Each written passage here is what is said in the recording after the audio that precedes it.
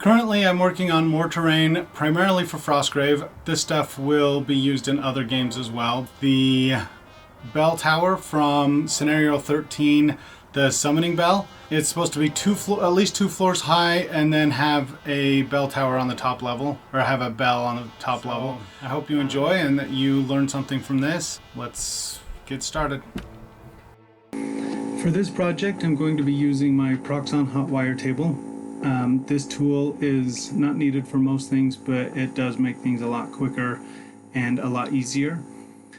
I'm going to be setting my fence at 4 inches because that is the size that I want each floor of the bell tower to be at. Again, you can do this without having the Proxxon, but it just makes things a lot faster and a lot easier when doing it. So here you can see me making my first cut with the Proxxon. If you hold the foam tightly against the fence, you'll get a nice straight cut. This is a lot quicker method to cutting foam and you get a lot straighter lines. It is a good investment if you're going to be doing a lot of work with foam. If you're not going to do that much work with foam, then it's a little expensive for someone who's not going to do that much. But for me, I love it and it is one of my favorite tools. Here you can see me just sped up a little bit, just cutting through my foam. You get an idea of how quickly it goes.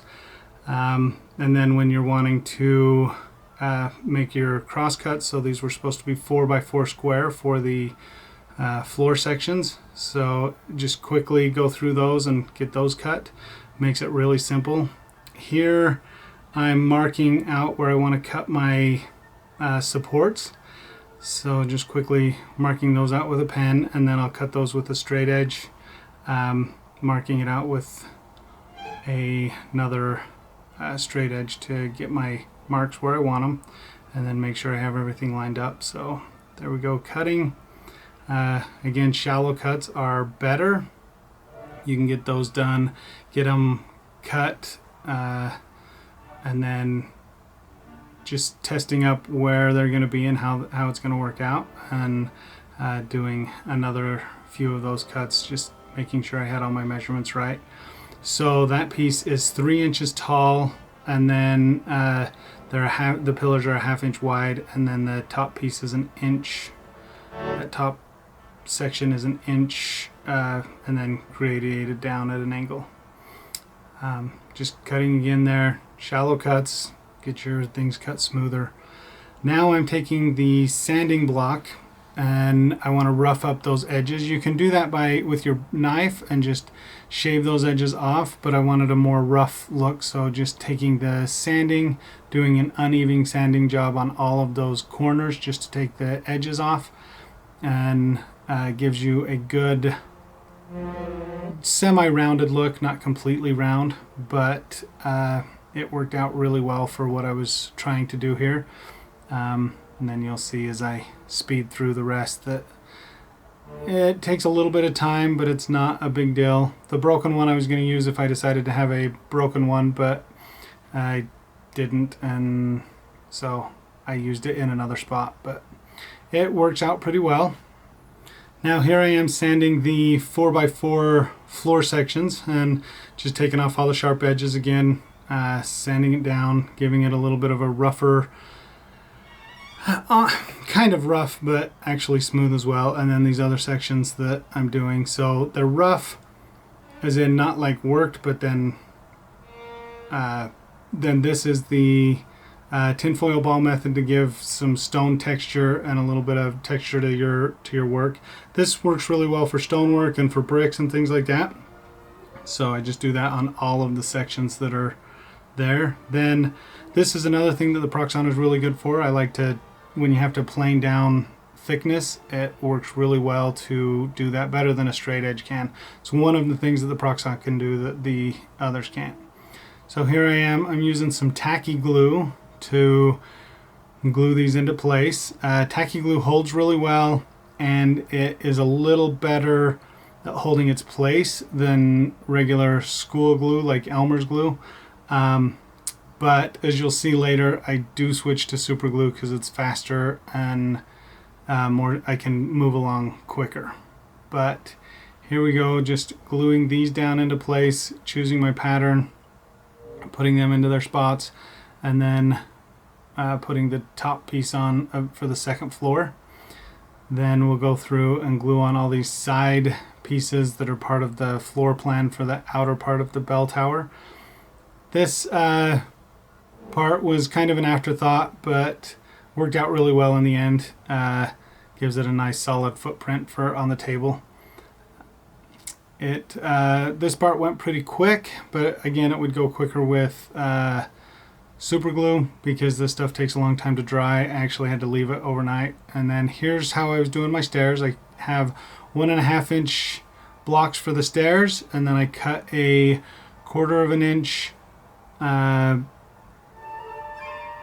piece of styrofoam to be the stairs, and did some pieces to block it out and make the stair a little bit more sturdy. When I switched to super glue, I actually quit doing the blocks behind and I would just lay it flat, and it worked out pretty well. You can see some of my stairs on there, and I've switched to the super glue. Now I can work on it while it's put together, so you can see how I am attaching those. Just put the glue on that piece that I left, and then just attach the other piece, and I can move right along. It attaches pretty quick. Super glue or hot glue is the way to go on this stuff. I may have said super glue on those others, but it was hot glue is what I meant.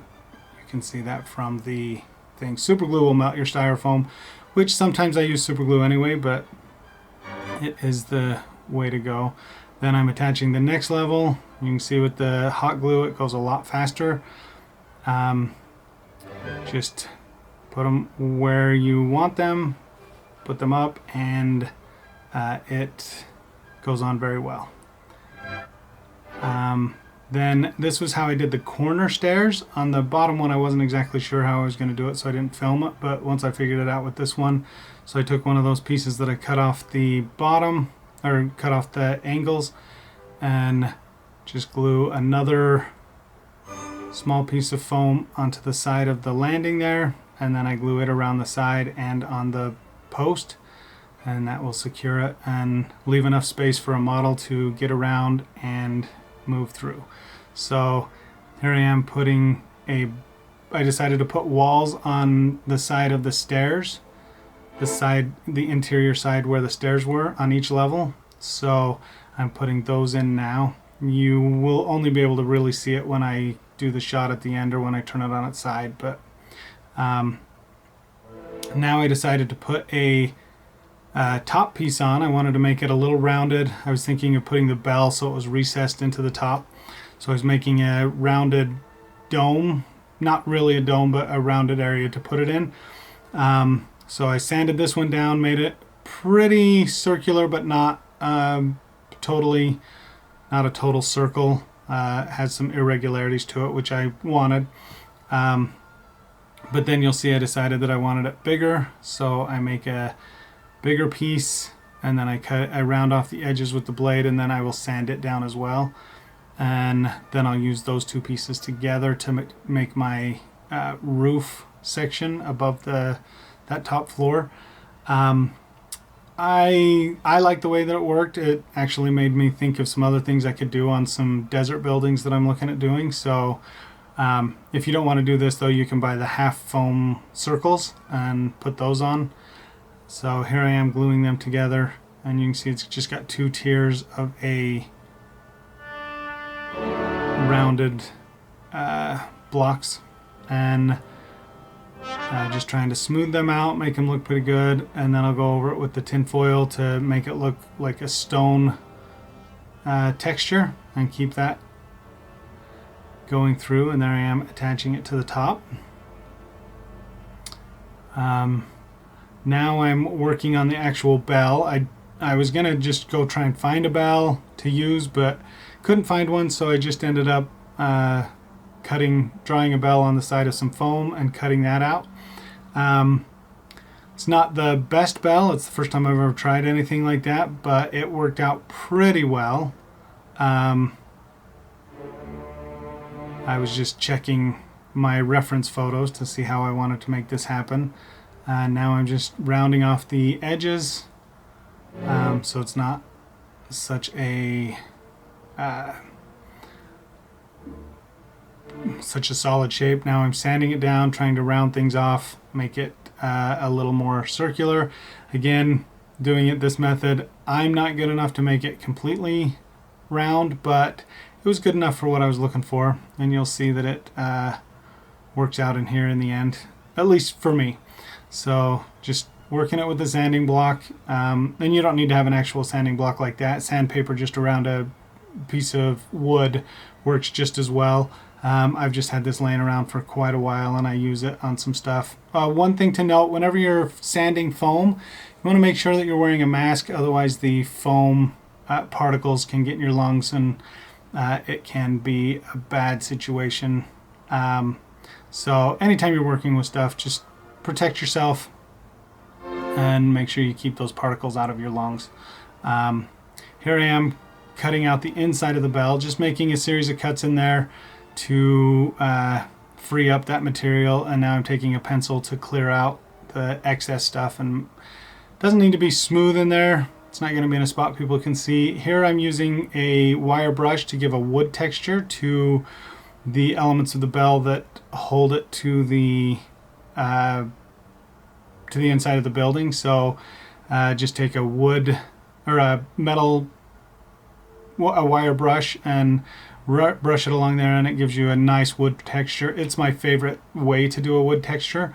There are other ways to do it as well. Just cutting out the interior part of the where the board that holds the bell will go through into that area, and how it attaches to the roof. So sticking it in, just testing the fit, and it will work. So then there's my bell, and that's how it's going to sit up in the building. So now I'm using my hot glue, putting it on my pieces, attaching it up in the top of the top floor of the bell tower. Now I'm adding some supports on the stairs. I decided that it looked a little wonky without the supports, so I added a support on each landing, and then I go through and put supports on each of the stairs. Again, just using the same supports that I used to make the structure, just cutting them down so they fit in the under each stair. To me, it made it look a lot better on both sides, just a lot more, I don't want to say realistic. And here's the shot of the unpainted bell tower. Well, that's as far as I'm going to get on the bell tower for now. So when I finish that and do the painting and stuff, I will put that up as well. But I hope you enjoyed that, and we will put this to use in our Frostgrave campaign. Thanks for tuning in.